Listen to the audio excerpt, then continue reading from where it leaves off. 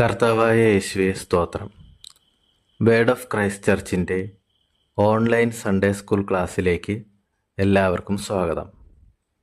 എൻ്റെ പേര് രതീഷ് KS. ക്ലാസ്സിലേക്ക് പോകുന്നതിന് മുമ്പായി നമുക്ക് ഒരു നിമിഷം പ്രാർത്ഥിക്കാം. സ്വർഗസ്ഥനായ ഞങ്ങളുടെ ദൈവമേ, കർത്താവായ യേശുവെ, ഞങ്ങളുടെ ഇന്നത്തെ ദൈവവചന പഠനത്തിൽ കൃപയായി സാന്നിധ്യമായി അങ്ങ് കൂടെ ഉണ്ടാകണമേ. അങ്ങയുടെ സത്യത്തിൽ നടത്തി ഞങ്ങളെ പഠിപ്പിക്കണമേ. യഹോവ ഭക്തി നിർമ്മലമായത്, അത് എന്നേക്കും നിലനിൽക്കുന്നു.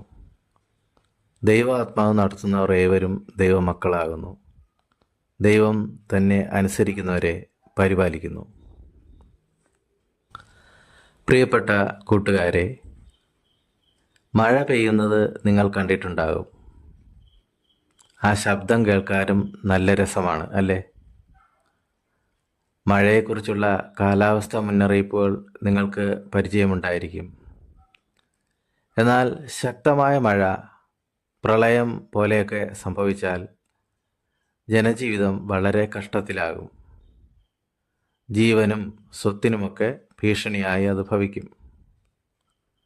ന്യൂനമർദ്ദമായും മറ്റും കാലം തെറ്റി പെയ്യുന്ന മഴയും ഇപ്പോഴുണ്ടല്ലോ. തോടുകളും നദികളും കായലുമൊക്കെ കരകവിഞ്ഞൊഴുകും. ജലസംഭരണികൾ അല്ലെങ്കിൽ ഡാമുകളൊക്കെ തുറക്കപ്പെടും. എന്നാൽ ഭൂമിയിൽ എല്ലായിടവും മഴ പെയ്ത് അതിശക്തമായി തന്നെയാണെങ്കിൽ എന്ത് സംഭവിക്കും? കടലുകളും മറ്റ് ജലാശയങ്ങളും ഒക്കെ നിറഞ്ഞ് കരഭാഗം അടിയിലാകും അല്ലേ? അങ്ങനെ പണ്ട് ഭൂമിയിൽ സംഭവിച്ച ഒരു ജലപ്രളയത്തെക്കുറിച്ചാണ് നാം ഇന്ന് മനസ്സിലാക്കുവാൻ പോകുന്നത്. ആദ്യ ജലപ്രളയവും നോഹയും. പാഠഭാഗം ഉൽപ്പത്തി പുസ്തകം 5 മുതൽ 9 വരെയുള്ള അധ്യായങ്ങൾ ശ്രദ്ധിക്കുക. ദൈവം മനുഷ്യനെ സൃഷ്ടിച്ചത് വളരെ നല്ല ഉദ്ദേശത്തോടു കൂടെയായിരുന്നു. എന്നാൽ ആദാമിൻ്റെ മക്കൾ വഴക്കുണ്ടാക്കുന്നവരായതുകൊണ്ട് ആ വീട്ടിൽ ഒരു സമാധാനവുമില്ലായിരുന്നു. നമ്മുടെ വീട്ടിൽ സമാധാനം ഉണ്ടാകുവാൻ നമ്മൾ പ്രാർത്ഥിക്കണം. ഹാബേലിനെ കൊന്ന ശേഷം കയീൻ വീട് വിട്ട് നോദ് എന്ന സ്ഥലത്ത് ചെന്ന് പാർത്തു. അതിനുശേഷം ആദാമിനുണ്ടായ മകനാണ് ശേത്ത്. ആദാമിൻ്റെ 10ാം തലമുറയുടെ കാലമായപ്പോൾ ജനം വളരെ വർദ്ധിച്ചു വന്നു. എന്നാൽ അവർ ദുഷ്ടന്മാരും ദൈവത്തെ അനുസരിക്കാത്തവരുമായിരുന്നു. അക്കാലത്ത് ജീവിച്ചിരുന്ന നീതിമാനും നിഷ്കളങ്കനുമായ ഒരാളെക്കുറിച്ചാണ് ഇന്ന് നാം പഠിക്കുന്നത്. ദൈവത്തെ അനുസരിച്ച് ജീവിച്ചിരുന്ന ഒരാളായിരുന്നു നോഹ. നോഹയ്ക്ക് ഭാര്യയും 3 പുത്രന്മാരും ഉണ്ടായിരുന്നു. ശേം, ഹാം, യാഫത്ത് എന്നായിരുന്നു അവരുടെ പേരുകൾ. അവർക്ക് ഭാര്യമാരും ഉണ്ടായിരുന്നു. ദുഷ്ടന്മാരായ മനുഷ്യരെ മുഴുവൻ ജലപ്രളയത്തിൽ നശിപ്പിക്കുവാൻ ദൈവം തീരുമാനിച്ചു. ഈ ജലപ്രളയത്തിൽ നിന്ന് നോഹയും കുടുംബവും രക്ഷപ്പെടുവാൻ ഗോഫർ എന്ന മരം കൊണ്ട് ഒരു പെട്ടകം അഥവാ കപ്പൽ പണിയുവാൻ ദൈവം നോഹയോട് പറഞ്ഞു. ദൈവകൽപ്പന അനുസരിച്ച് 300 മുഴം നീളവും 50 മുഴം വീതിയും 30 മുഴം ഉയരവുമുള്ള ഒരു പെട്ടകം നോഹ പണിതു. അപ്പോൾ ഇവിടെ ഒരു മുഴമെന്നത് 18 ഇഞ്ചാണ്, അതായത് 45 സെൻറ്റിമീറ്റർ വരും. അപ്പോൾ 300 മുഴം എന്ന് പറയുമ്പോൾ 137 മീറ്റർ. 50 മുഴം എന്നത് 22 മീറ്റർ. 30 മുഴമോ 13.7 മീറ്റർ. അപ്പം അങ്ങനെ നീളവും വീതിയും ഉയരവുമുള്ള ഒരു കപ്പലാണ് നോഹ നിർമ്മിച്ചത്. ഈ കപ്പൽ ഒരു ഫുട്ബോൾ ഗ്രൗണ്ടിനേക്കാൾ 1.5 മടങ്ങ് നീളവും 2 വലിയ സ്കൂൾ ബസ്സുകൾ അടുപ്പിച്ച് വെച്ചാലുള്ള വീതിയും 4 നില കെട്ടിടത്തിൻ്റെ ഉയരവും ഉള്ളതായിരുന്നു. ഭൂമിയിൽ ദൈവം വരുത്തുവാൻ പോകുന്ന ജലപ്രളയത്തെക്കുറിച്ച് നോഹ വളരെ കാലം പ്രസംഗിച്ചു. ഏകദേശം 120 സംവത്സരം എന്നാണ് പറയപ്പെടുന്നത്. എന്നാൽ ജനങ്ങൾ അത് ശ്രദ്ധിച്ചില്ല. ഭൂമിയിലെ സകല ജീവജാലങ്ങളിൽ നിന്നും ആണും പെണ്ണുമായി 2 വീതം പെട്ടകത്തിൽ കയറിക്കൊള്ളുവാൻ ദൈവം നോഹയോട് കൽപ്പിച്ചു. അതായത് ഒരാണാന, ഒരു പെണ്ണാന, ഒരാൺകുതിര, ഒരു പെൺകുതിര, ഒരാൺമയിൽ, ഒരു പെൺമയിൽ, അങ്ങനെ. നോഹയും ഭാര്യയും 3 മക്കളും അവരുടെ ഭാര്യമാരും പെട്ടകത്തിൽ കയറി. മനുഷ്യരായിട്ട് ആ 8 പേർ മാത്രമേ പെട്ടകത്തിൽ കയറിയുള്ളൂ. ആ പെട്ടകത്തിന് ഒരു വാതിൽ മാത്രമേ ഉണ്ടായിരുന്നുള്ളൂ. വാതിൽ ദൈവം അടച്ചു.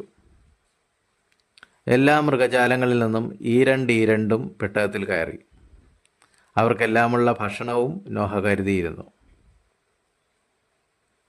ഭൂമിയിൽ 40 ദിവസം മഴ തുടർച്ചയായി പെയ്തുകൊണ്ടിരുന്നു. സകല ദുഷ്ടന്മാരും നശിച്ചു. എന്നാൽ നോഹയുടെ പെട്ടകം ജലത്തിന് മീതെയായി സാവധാനം ഒഴുകി നീങ്ങിക്കൊണ്ടിരുന്നു.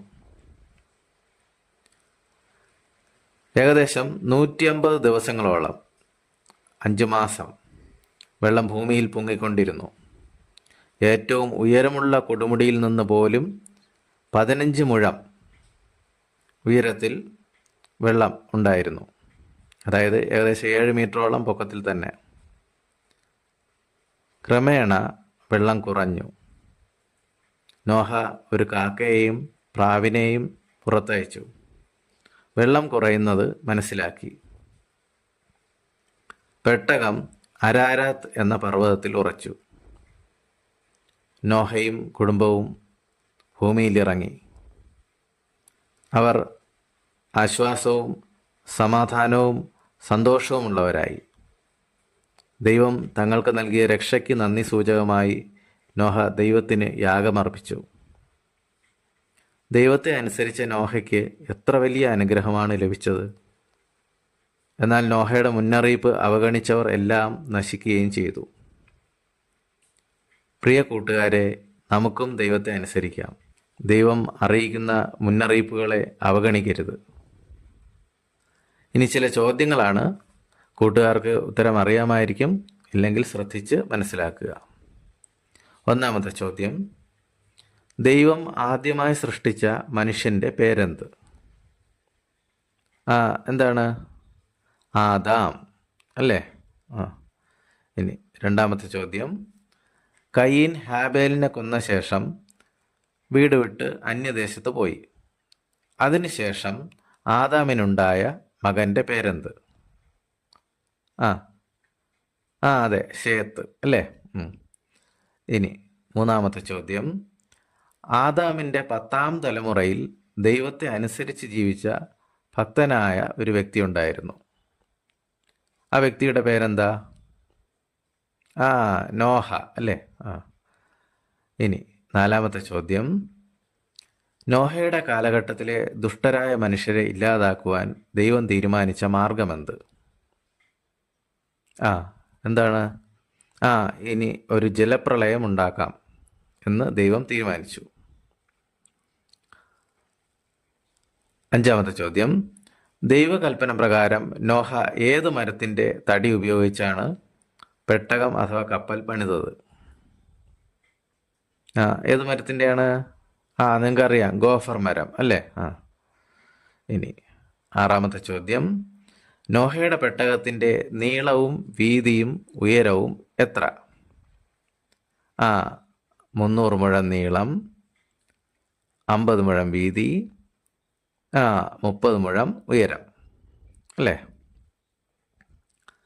ഇനി ഏഴാമത്തെ ചോദ്യം: ജലപ്രളയത്തെക്കുറിച്ചുള്ള മുന്നറിയിപ്പ് ജനം അനുസരിച്ചുവോ? ഇല്ല അല്ലേ? ജനം അത് ശ്രദ്ധിച്ചതേ ഇല്ല.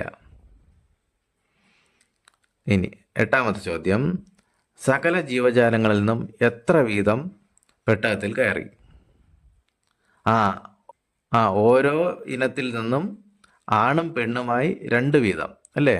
അപ്പോൾ ഒരാണാനെങ്കിൽ ഒരു പെണ്ണാന, അങ്ങനെ ഒരു ആൺകുതിരയെങ്കിൽ പെൺകുതിര, ഒരു ആൺമയിലെങ്കിൽ പെൺമയിൽ, അങ്ങനെ അല്ലേ? ഇനി 9ാമത്തെ ചോദ്യം. നോഹയുടെ പെട്ടകത്തിൽ കയറിയ മനുഷ്യർ എത്ര പേർ? ആരെല്ലാം? 8 പേർ അല്ലേ? നോഹ, നോഹയുടെ ഭാര്യ, 3 മക്കൾ, 3 മരുമക്കൾ, അങ്ങനെ ആകെ 8 പേർ അല്ലേ? അങ്ങനെ 8 പേർ മാത്രമാണ് ആ പെട്ടകത്തിൽ കയറി രക്ഷിക്കപ്പെട്ടത്. ഇനി 10ാമത്തെ ചോദ്യം. ഭൂമിയിൽ എത്ര ദിവസം തുടർച്ചയായി മഴ പെയ്തു? നിങ്ങൾക്കറിയാമല്ലോ. എത്ര ദിവസം? 40 ദിവസം അല്ലേ? ഇനി 11ാമത്തെ ചോദ്യം. മഴ പെയ്ത് എത്ര ദിവസം ഭൂമിയിൽ വെള്ളം പൊങ്ങിക്കൊണ്ടിരുന്നു? 150 ദിവസം അല്ലേ? 5 മാസം. 12ാമത്തെ ചോദ്യം. വെള്ളം കുറഞ്ഞോ എന്നറിയാൻ നോഹ ഏതെല്ലാം പക്ഷികളെയാണ് അയച്ചത്? ആദ്യം ഒരു കാക്കയെ അയച്ചു. രണ്ടാമതോ? പ്രാവിനെ. 13ാമത്തെ ചോദ്യം.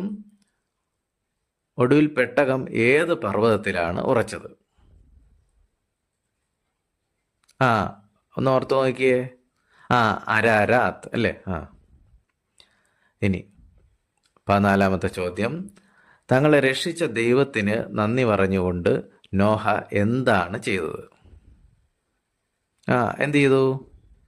ദൈവത്തിന് ഒരു യാഗം അർപ്പിച്ചു. ഈ സംഭവകഥയിൽ നിന്നും നിങ്ങൾക്ക് എന്ത് മനസ്സിലാക്കാൻ കൂട്ടുകാരെ? ദൈവത്തിൻ്റെ പാതകളെ പിൻപറ്റുന്നവരെ ദൈവം അനുഗ്രഹിക്കും, ദുഷ്ടന്മാരെ ദൈവം നശിപ്പിക്കും. ഇനി ഇന്നത്തെ ബൈബിൾ വാക്യമാണ്. വരുവിൻ, നാം വണങ്ങി നമസ്കരിക്കുക, നമ്മെ നിർമ്മിച്ച യഹോവയുടെ മുമ്പിൽ മുട്ടുകുത്തുക. സങ്കീർത്തനം 95:6. അപ്പോൾ കൂട്ടുകാരെല്ലാവരും ക്ലാസ് ശ്രദ്ധിച്ച് കേട്ട് കാണുമെന്ന് വിചാരിക്കുന്നു. ക്ലാസ്സിൽ പങ്കെടുത്ത എല്ലാ കുഞ്ഞുങ്ങളെയും ദൈവം കൃപ നൽകി അനുഗ്രഹിക്കട്ടെ എന്ന് പ്രാർത്ഥിക്കുന്നു. ഇവരെ സകലവിധ ദോഷങ്ങളിൽ നിന്ന് വിടുവിക്കണമേ കർത്താവേ. അങ്ങയുടെ തണലിൽ ഭദ്രമായി കാക്കണമേ. ദൈവിക സമാധാനവും സന്തോഷവും നൽകി ഇവരെ അനുഗ്രഹിക്കണമേ. സ്തോത്രം ചെയ്യുന്നു. ആമേൻ.